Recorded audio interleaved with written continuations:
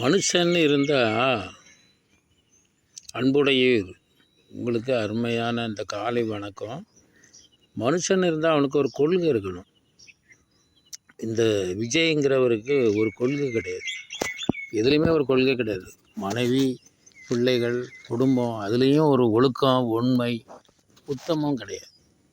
அதுபோக அவருடைய செயல்பாடுகளை பார்க்கும்போது திடீர்னு யாராவது ஒரு வேலை கொண்டு கொடுத்தாங்கன்னா அதை அப்படி கையில் வாங்கி உயர்த்தி காட்டுறது, இந்து கோயிலில் டான்ஸ் ஆடுறது, அது பிறகு என்ன பண்ணுறது, முஸ்லீம் அவங்களுடைய இடங்களுக்குள்ளே போய் அங்கேயும் தொப்பிலாம் அணிஞ்சு இது பண்ணி நோன்பு கஞ்சி குடிக்கிறது. அது பிறகு என்ன பண்ணுறது, கிறிஸ்தவ கோயிலில் வந்து முட்டி போட்டு கும்பிடுற மாதிரி காட்டுறது. இதெல்லாம் நம்ம எப்படி பார்க்க தெரியுதுன்னா, அப்புறம் இந்து கோயிலுக்கு போகிறது, வேளாங்கண்ணிக்கு போகிறது, நாகூருக்கு போகிறது, ஒரு கொள்கை கிடையாது. ஆண்டவன் கட்டளைங்கிற ஒரு படத்தில் சிவாஜி கணேசன் வந்து நேற்று வரைக்கும் கோட்டு சூட்டு டையெல்லாம் அணிஞ்சு அவர் வந்து நல்லா இருப்பார், காலேஜில் ப்ரொஃபஸராக இருப்பார். ஏவிஎம் ராஜன் வந்து ஸ்டூடெண்ட்டு. அப்படி இருக்கும்போது அவருக்கு திடீர்னு மனதில் அதாவது ஒரு லவ், ஏதோ ஒரு போராட்டம். அப்போ அவர் என்ன பண்ணிடுவார், விவேகானந்தர் மாதிரி ட்ரெஸ்ஸு போட்டுட்டு அப்படியே போய் ஒவ்வொரு கோயிலாக போவார். வேர்க்கடலை நல்லா கசக்கி ஊதி ஒன்று ஒன்றா வாயில் போட்டுட்டு 6 மனமே 6 அப்படின்னு பாடிக்கிட்டே போவார்.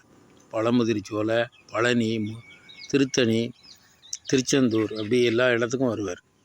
அப்படியே பாடிக்கிட்டே போவார். அவர் வந்து அந்த காவி உடையில் முண்டாசு போட்டு வருவார். இப்போ விஜய் எடுத்துக்கிட்டாலும் அவர் வாழ்க்கையிலையும் ஒரே குழப்பம், குடும்பத்தில் குழப்பம், அப்புறம் இம்மாரலான வாழ்க்கை, கூத்தியாட்டம் கிடைக்கிது. இவருக்கு விஜயை பொறுத்தவரையில் இவர் வந்து யாருன்னா, இந்த கூத்தாடி, இந்த கும்பாட்டம் ஆடுவாங்கள்ல, கும்பம் ஆடுறதுக்கு நிறைய பெண்கள் போவாங்க, அதோடு சேர்த்து ஒரு கோமாளியும் போவான், அவனும் ஆடுவான். சித்தாடை கட்டிக்கிட்டு அப்படின்னு ஆடுவான், சிங்காரம் பண்ணிக்கிட்டு. அது மாதிரி இவன் சிங்காரம் பண்ணிக்கிட்டு சித்தாடை கட்டிக்கிட்டு ஒரு ஊராக போகிறது, ஆடுறது, அப்புறம் இந்த கோயில்களுக்கு போகிறது. ஒரு கொள்கை, ஸ்திரமான கொள்கை கிடையாது. கிறிஸ்தவர்களுக்குன்னு ஒரு கொள்கை உண்டு. எப்படின்னா, அவங்க அதிகாலையில் எழுந்திரிச்சு ஜெபிப்பாங்க, ஆலயத்துக்கு போவாங்க, வேதம் வாசிப்பாங்க. அதில் உள்ள கட்டளை, அதில் உள்ள போதனைகள்லாம் அவனுடைய வாழ்க்கையை மாற்றும். அது பிறகு அவங்க என்ன பண்ணுவாங்க, கிறிஸ்தவர்கள்னால் அவங்களுக்கு சில ஒழுங்குகள் இருக்குது, கட்டுப்பாடுகள் இருக்குது. அந்த விக்கிரகத்தை ஆராதிக்கக்கூடாது, இயேசுவை மட்டுமே ஆராதிக்கணும், அவருடைய வார்த்தையின்படி நடக்கணும், அவருடைய பிள்ளையாக இருக்கணும்னு சொன்னாங்க. இவன் கோயிலுக்குள்ளே வந்து முழங்கால் போட்டு தவுண்டு போகிறான். அப்போது இயேசுநாதர் சொல்கிறாரு, எப்பா ஒரு கொள்கையில் இருடா, இப்படி இப்போ கோயிலுக்குள்ளே வந்து நிற்க, அப்புறம் அங்கே போய் சாஷ்டாங்கமாக விழுந்து கிடக்க கோயிலில், அது பிறகு பள்ளிவாசலுக்கு போகிற ஒரு கொள்கை, ஒரு ஸ்திரமான கொள்கை உனக்கு இருக்கான்னு சொல்கிறாரு. அப்புறம் கேட்க இன்னொன்று சவுக்க வச்சு 4 போட்டு உதைச்சி வெளியே தள்ளிடுறாரு. இந்த படங்களெல்லாம் நீங்கள் பார்த்துருப்பீங்க. அது மாதிரி ஒரு ஸ்திரமான கொள்கை அவருடைய வாழ்க்கையில் இல்லை. ஸ்திரமான ஒரு உறுதி நிலைப்பாடு கிடையாது. ஒருத்தர் இப்போ கேபி சுந்தரமால் இருக்காங்கன்னா, இந்திலே வாழ்ந்து இந்திலே பாடி அப்படியே போயிட்டாங்க. சீர்காழி கோவிந்தராஜன் எடுத்துக்கிட்டால் அவர் அப்படி, டிஎம் சவுந்தரராஜன் எடுத்துக்கிட்டால் அவர் அப்படி போயிட்டார். கடைசி வரைக்கும் ஒரே கொள்கை, அதாவது இது பண்ணார். முஸ்லீம்னால் அவங்களும் மார்க்கத்தில் ரொம்ப பக்தி உள்ளவங்களாக இருந்து ஒரே கொள்கை, கடைசி வரைக்கும் ஒரே கொள்கை ஒருநிலைப்பாடு இல்லாமல் கண்ட கோயிலாக தெரிகிறது, கோயில் கண்ட இடம்லாம் கும்பிடுறது. அப்போ அவருக்குள்ளே ஒரு சரியான ஒரு தெய்வத்தை கண்டுபிடிக்கக்கூடிய ஒரு உறுதியான நிலைப்பாடு எதுவுமே கிடைக்கல. ஆனால் ஏவிஎம் ராஜன் வந்து சினிமா நடிகராக இருந்தார். அவர் கடன் பட்டார், கடனை பூரா ஏசுனார், வாக்குத்தத்தம் சொல்லி அதெல்லாம் அடைச்சார். அதனால் அவர் கடைசி வரைக்கும் இன்றைக்கு வரைக்கும் அவர் ஒரு தேவ ஊழியராகவே இருக்கார். துணைவன் படத்தில் நடித்தார். அது பிறகு வந்து அவர் எப்படியோ ரட்சிக்கப்பட்டு வந்து பெந்தேகோஸ்து சபைகள், அப்புறம் நிறைய கூட்டங்களில் வந்து இயேசுவின் அடிமை ஏவிஎம் ராஜன் அப்படின்னு வச்சு மார்போட பைபிளை அணைச்சி நிறைய இடங்களில் போய் ஊழியம் செய்கிறார். இந்த விஜய் வந்து என்ன பண்ணுறாருன்னா, எல்லா மதத்தினரையும், அதாவது எல்லா சமயத்தினரையும் குழப்புறார். இந்த கிறிஸ்தவ கோயிலில் போய் இருக்கிறது, கிறிஸ்தவ கோயிலில் போய் இருந்தால் ஒவ்வொரு கோயிலுக்கும் ஒரு இது உண்டு, ஒரு லா, சட்டம் உண்டு. இவர் போய் அந்தோணியார் கோயிலில் போய் இருந்துக்கிட்டு முட்டு போட்டு தவுண்டுக்கிட்டு இருக்காரு. முட்டு போட்டு தவண்டுட்டு இருக்காரு. அப்புறம் அங்கே வந்து அவருக்கு பிராண்டட் தெரியாது. அந்த பிராண்டட் வந்து இப்போ சங்கீதா கூட வாழ்ந்தார், 2 புள்ளையில பெற்றார். பையன்லாம் நல்லா அழகாக இருக்கான், ஒரு பொம்பளை பிள்ளையும் நல்லா இருக்குது. அதுகள் மேலே அவனுடைய மனம் இல்லாமல், சரி பொம்பளை பிள்ளையாவது நேசிக்கலாம், சரி பையனை. ஆனால் அவருக்கு வந்து உறுதியான நிலைப்பாடு சங்கீதாவோட இல்லை. அப்போ சும்மா நடிப்பில் தான் வாழ்ந்துட்டு இருந்திருக்காரு. அடுத்தால பார்த்தா த்ரிஷா கூட சுற்றுறாரு. அப்போ இவங்க வந்து என்ன பண்ணுறாருன்னா, ஒரு உறுதியான நிலைப்பாடு இல்லை.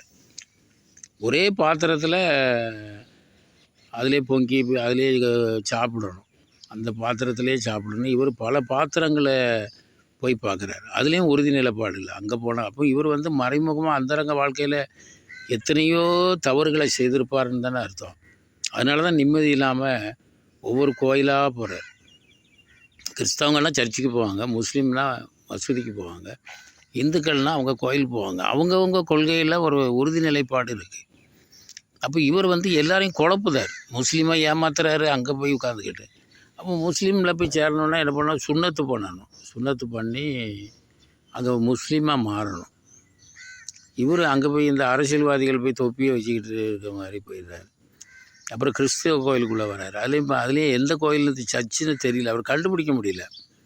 இவர் விஜயை பார்க்கும்போது எப்படி தெரியுதுன்னா, சோதம் கோமரான்னு ஒரு பட்டணத்தை ஆண்டவர் அழிக்க போகும்போது, அக்கினினாலும் கந்தகத்தினாலும் அழிக்க போகும்போது, அந்த இடத்துல இருக்கிற மக்கள் லோத்து வீட்டை சுற்றி சிறியோர் முதல் பெரியோர் முதல் வந்து சுற்றி சூழ்ந்துருக்காங்க. அப்புறம் கதவு அடைக்கப்பட்டது. அப்புறம் அவங்க வாசலை தேடி தேடி அழுத்து அதில் கடைசியில் என்ன பண்ணுறாங்க, குருடர்களாக காணப்படும், கண்ணு இருந்தும் குருடர்களாக காணப்படும். இன்றைக்கு வரைக்கும் விஜய்க்கு இயேசுராஜா ஜோசப் விஜயா இயேசுவை பற்றி ஒன்றுமே தெரியாது. அவங்க அம்மா வந்து கேரளா இந்து, அப்பா வந்து ஒரு கொள்கை இல்லாத மனுஷன். அவருக்கு நல்லா சாப்பாடு கொடுத்தா அதுக்கு தக்கால பேசுவார், பணம் கொடுத்தா அதுக்கு தகுந்தால பேசுவார். சந்திரசேகர் இவங்கெல்லாம் சேர்ந்து தமிழ்நாட்டு மக்களை குழப்பிக்கிட்டு கிடக்காங்க. அங்கே அவங்களுடைய ஆட்கள்லாம் என்ன பேசுகிறாங்க, தற்கொலை பண்ணி செத்துருவாங்க, விஷம் வச்சு கொடுத்துருவாங்க அங்கே ஓட்டு போடலைன்னா. இப்படிலாம் அவங்களுடைய காரியங்கள் நடந்துக்கிட்டு இருக்குது. அதனால் தமிழ்நாட்டு மக்களை முட்டாளாக நினச்சி இவங்க ஆட்டம் போடுறாங்க. 4ஆம் தேதிக்கு பிறகு தான் தெரியும். அதனால் பொறுமையோடு இருப்போம். அது வரைக்கும் அவர் இந்த கோயிலாக அலைவார். சிவாஜி கணேசன் ஆண்டவன் கட்டளை படத்தில் வேர்க்கடலையை வாங்கி நல்லா கசக்கி அப்படியே ஃபூன்னு ஊதுவார், நல்லாயிருக்கும். அவர் ஏற்கனவே ஓவர் ஆக்டிங்கு, அவர் ஆக்டிங் தானே. ஊதி அப்படியே ஒரு கடலை ஒரு புண்ணிய ஸ்தலங்களுக்கும் போய் குறிச்சிக்கிட்டே அப்படியே போவார். அதுக்கு தான் அந்த படத்தை போட்டிருக்கேன், பார்த்தீங்கன்னா தெரியும். நேற்று வரைக்கும் காலேஜ் ப்ரொஃபஸரு நல்லா கோட்டு டை எல்லாம் போட்டு ஷூலாம் போட்டு ஜம்முன்னு இருக்கார். இன்றைக்கி விவேகானந்தர் மாடலில் ட்ரெஸ்ஸு மாறிடுச்சு. அதனால் ஒரு உறுதியான நிலைப்பாடு விஜய்க்கு கிடையாது. அவரே குழப்பவாதி, 51 வயசாச்சு, இன்னும் தன்னை ஒரு மகனுக்கு 24 வயசுக்கு மேலே ஆகிட்டு தன்னை இன்னையும் ஒரு வாலிபன் மாதிரி மக்களை ஒரு கனவு உலகத்துக்குள்ளே கொண்டு போகிறாரு. அப்புறம் மக்களை பூரா தவறான பாதையில் போகிறார். உங்கள் அப்பா அம்மாட்ட பண்டம் கேட்டு தொந்தரவு பண்ணுவீங்களா, அது மாதிரி சொல்லி ஓட்டு போகிறது. எப்படி பாருங்கள், சின்ன பிள்ளையில் தூண்டி விட்ற மாதிரி. ஒரு பைப்பர்னு ஒருத்தன் உண்டு, குழல் ஊதுனா எல்லா பின்னாலே போகும். அந்த மேயர் சொல்லுவார், இந்த எலிகளெல்லாம் கொண்டு போய் கடலில் தள்ளிடுங்க அப்படின்னா, குழலை ஊதி ஊதி கொண்டு போய் அந்த பைப்பர் போய் அந்த எலிலாம் பின்னால் வரும், அதுக்கு பணம் தருவேன்னு சொல்லுவார். அதே மாதிரி போய் அந்த ஊத எலிகள்லாம் பின்னால் போகும். இவர் கடலுக்குள்ளே போவார், எலிகளும் பின்னால் போய் கடலுக்குள்ளே விழுந்து மாய்ந்து போகும். அதுக்கு பிறகு அவர்கிட்ட பணம் சரியாக கொடுக்காதனால என்ன பண்ணுவார்னா, ஒரு குழலை ஊத சிறு பிள்ளைகள்லாம் அப்படியே பின்னால் போகும். அவங்கவுங்க வீடுகள்லேருந்து புறப்பட்டு வெளியே வந்து பின்னால் இப்போ அவங்களெல்லாம் கொண்டு போய் கோவுக்குள்ளே ஒழித்து வச்சுருவார். அதுக்கான காசு தந்தால் நான் இந்த பிள்ளைகளை விடுவேன், இல்லைன்னா அப்படின்னு சொல்லுவார். உடனே அவருக்கு கொடுத்து மீட்பாங்க. இந்த மாதிரி தமிழ்நாட்டு மக்களை குழல் ஊதி அந்த சினிமாவில் உள்ள அந்த மோகத்தை காட்டி அவங்கள இழுத்து எப்படியாவது சிஎம் ஆகணுங்க. நீர் சிஎம் ஆக முடியாது, வேணா டிவிகே கட்சிக்கு ஜிஎம் ஆகலாம். டிவிகே கட்சியோட ஜிஎம் யார், ஜெனரல் மேனேஜர் அவர், அசிஸ்டன்ட் மேனேஜர் ஆதவ், அப்புறம் செக்ரட்டரி வந்து புஷி ஆனந்த். அதனால் கோயிலாக ஆனாலும் உனக்கு ஒரு நிம்மதி கிடைக்காது. நீ தேடும் நிம்மதி இயேசுவிடம் உண்டு, நீ நாடும் விடுதலை அவரிடம் உண்டு. அவர்கிட்ட வராமல் அங்கங்கே சுற்றி அலைஞ்சின்னா ஒரு வழியை சரியாக கண்டுபிடிக்க முடியாது. அது மாதிரி தான் அந்த சோதங்கோமலா பட்டணத்தில் உள்ளவங்க வந்து கண்டுபிடிக்க முடியாமலே அலுத்து போனார்களாம். அது மாதிரி விஜயும் எல்லா கோயிலுக்கும் போவார், குழப்பி விடுவார். மக்களே நினைப்பாங்க, என்னடா இங்கே போகிறாரு, ஒரு உறுதிநிலை இல்லை. ஒன்று சங்கீதா வீட்டில் இரு, இல்லை அங்கே திரிசா கூட இரு, அங்கே எங்கேயுமா சுற்றிக்கிட்டு அலைஞ்சினா வாழப்புறா. கண்ணதாசன் சொன்னார், பறவைகள் பலவிதம். எத்தனையோ பெண்களை அவரும் விரும்பினார், போதைக்கு அடிமையானார், கடைசியில் போனால் போய் சேர்ந்துட்டார் கண்ணதாசன். இது மாதிரி நிறைய உலகத்தில் உள்ளவங்க வந்து உண்மையான தெய்வம் இயேசுவை அறியாமல் அவங்களும் குழம்பி மற்றவங்களையும் குழப்பி தானும் அந்த தேவனை அறிய முடியாமல் மற்றவங்களையும் அறிய விடாதபடிக்கு ஒரு பெரிய இடரல். இந்த சிறியவருக்கு இடரல் உண்டாக்குறவன் எவனோ அவன் கழுத்தில் எந்திர கல்லை கட்டி நடு சமுத்திரத்தில் கொண்டு போய் போடணும்னு இயேசுனார் சொல்லியிருக்காரு. அது மாதிரி விஜய் சிறு பிள்ளைகளுக்கும் வாலிபர்களுக்கும் அந்த சினிமா மோகத்தை காமிச்சு அவ்வளோ வரையும் மயக்கி ஏமாற்றிக்கிட்டு இருக்கார். அதனால் அவர் கழுத்தில் ஒரு எந்திர கல்லை கட்டணுன்னு தான் இயேசுனார் சொல்லியிருக்காரு. எந்திர கல்லை கட்டி கடலுக்குள்ளே, அதாவது சமுத்திரத்துக்குள்ளே போட்டணுமா, வெளியே வர முடியாதபடிக்கு. பெரிய இடரல். பெண்கள் சொல்கிறாங்க, என் புருஷன் சொன்ன கூட நான் கேட்க மாட்டேன் அப்படிங்க. இப்போ நான் வீட்டில் சொல்லாமல் வந்துட்டேன், காலேஜை கட் பண்ணிட்டு வந்துட்டேன். என்ன அழகான ஒரு இளைஞர் சமுதாயத்தை அவர் உருவாக்குறாரு. நாங்கள் பொண்டாட்டியாக வேணாலும் இருப்போம். எப்படி கலாச்சாரத்தை பாருங்கள். கூட்டத்துக்குள்ளே போகிறாங்க பெண்கள், அங்கே போகிற இடத்துல எல்லாரும் தப்பான முறையில் பெண்களை தொடுறாங்களாம். அது கம்ப்ளைண்ட். போகாத இடங்களில் போக வேண்டாம், ஒருவனையும் பொல்லாங்க சொல்ல வேண்டாம். நீ அங்கே போகிற, உனக்கு வீடு இருக்குல்ல, வீட்டில் இற. ஒரு நடிகை என்ன அவ்வளோ பெரிய, அவனும் ஒரு மனுஷன் தானே. மேக்கப் போட்டு அரிதாரம் போட்டு ட்ரெஸ்ஸு போட்டவுடனே 51 வயசுக்காரனை இளைஞனாக காட்டுது. நீங்களும் போனஸ் போட்டு பார்க்குறீங்க. அது ஒரு மாயை. ரஜினிக்கு எத்தனை வயசாச்சு, அவருக்கும் மேக்கப் போட்டு விட்டால் சின்ன பையன் மாதிரி மாற்றிடுவாங்க. அதாவது மாயை பின்பற்றுகிறவர்கள் தங்களுக்கு வரும் கிருபையை போக்கடிக்கிறார்.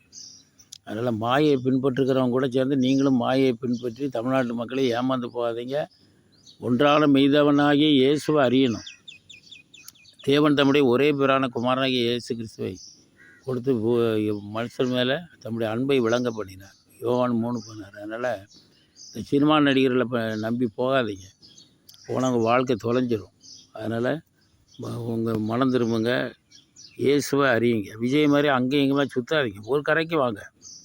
ஏன்னா ஆண்ட சொல்லியிருக்க, இயேசு சொல்லியிருக்க, ஒரே மந்தை ஒரே மேய்ப்பர் அப்படி சொல்லியிருக்காரு. அதனால் மக்களை குழப்பி திசை திருப்பி எப்படியாவது ஆளணுன்னு ஆசைப்படுறாங்க. அதோனியான்னு ஒருத்தன் இருந்தான், அவன் தாவீது ராஜாவாக இருக்கும்போதே அவன் மகனான். அவர் 300 போர் வீரர்களை உருவாக்கி ட்ரெய்லர் பார்த்தான், தான் ஒரு ராஜாவாகணும்னு. அது மாதிரி அதோனியா அப்சலோமும் ராஜாவாகணும்னு ஆசைப்பட்டான். ஆனால் இறைவன் வந்து அவனை ஆக்கலை. சாலமோன் தான் ராஜாவானார். எது எப்படியோ 4ஆம் தேதிக்கு பிறகு தெரியும். அது வரைக்கும் நிம்மதி இல்லாமல் என்னத்தையாவது ஒரு முடிவை தேடிறாங்க சிலர். ஒரு இயேசு நமக்காக உயிர் கொடுத்தாரு, நாம் அவருக்காக நம்ம உயிரை கொடுக்க சொல்லலை, நம்மளே அவருக்கு கொடுக்க சொன்னார். இவங்க என்ன சொல்கிறாங்க, அவர் ஜெயிக்கலைன்னா நாங்களே எங்கள் உயிரை கொடுத்துருவோம் அப்படிங்கிறாங்க. எந்த அளவுக்கு ஒரு மூட பழக்க வழக்கத்தில் இதுவும் ஒன்று தான். அதனால் அருமையான தமிழ்நாட்டு மக்களே, மனம் திரும்புங்க, இயேசுவை ஏற்றுக்கொள்ளுங்க. பரலோக ராஜ்யத்தை இயேசு நமக்கு தந்திருக்கிறார், அது உங்களுக்குள் வந்திருக்கிறதை ஏற்றுக்கொள்ளுங்க.